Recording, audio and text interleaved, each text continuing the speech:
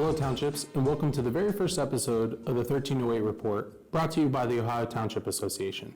I'm Kyle Brooks, Director of Governmental Affairs. The 1308 Report is your quick, reliable source for what's happening at the State House and how it affects your township. From breaking legislative news and upcoming hearings to conversations with lawmakers and industry leaders, the 1308 Report is here to keep you connected from the Capitol to your community. In today's episode, we're taking a closer look at House Bill 96, the state operating budget, which recently passed the Ohio House by a vote of 60 to 39. It's a major piece of legislation, and there's a lot in it for townships. So let's break it down. First up is adult use marijuana. The bill allocates 20% of the 10% state excise tax to the host community fund for any township that has a dispensary in operation as of June 30th, 2025. The remaining 80% goes to the state's general revenue fund. However, this funding stream is temporary, as it sunsets after 5 years. Also, townships may limit the number of dispensaries, but cannot regulate their operations. Next, let's talk about the local government fund. The local government fund gets a small bump, increasing from 1.7% to 1.75% of the general revenue fund. Not a huge change, but any increase to the LGF is a win for local governments. Up next are two OTA legislative priorities. The first priority is the cemetery grant program. The bill increases the burial permit fee to $10 and directs $6 to the cemetery grant program. This could bring in about $155,000 annually for cemeteries in need. The second OTA priority is local liquor options. If a local liquor option is the only item on the ballot, the petitioner, not the township, must now pay the full cost of that election. This prevents unexpected election costs for townships.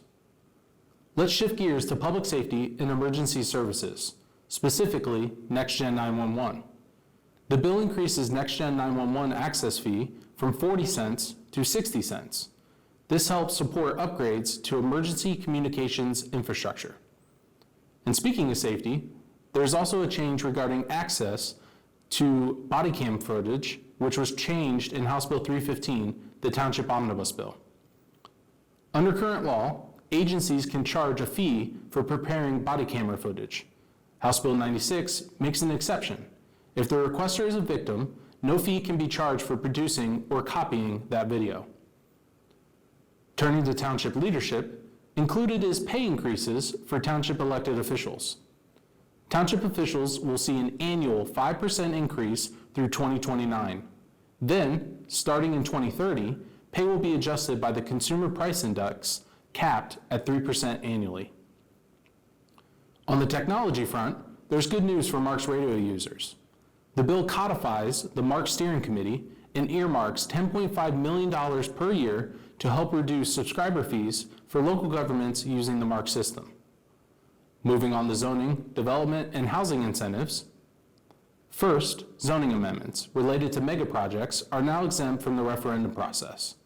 Also, the bill creates a $2.5 million per year housing incentive grant program for townships that adopt pro-housing policies.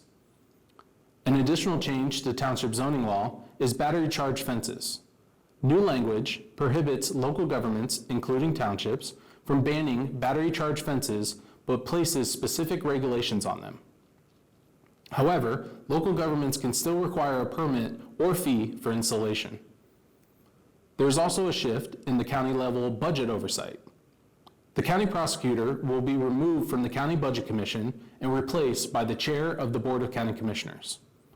This change may affect how county revenues are allocated. A new requirement could impact villages. A village must now provide electric utilities, not just water and sewer, to a residents to avoid the question of dissolution automatically being placed on the ballot. And finally, a path forward for financially distressed townships. Townships in fiscal emergency for 10 consecutive years, or twice in a decade, may now request the Attorney General to establish a receivership to help get their finances back on track. And that's your 1308 report on the state budget. We'll continue tracking House Bill 96 as it moves through the legislative process. For more information, visit our website and be sure to subscribe to the OTA's legislative alerts. Thank you for all you do for Ohio's townships, and we'll see you back here next week on the 1308 Report.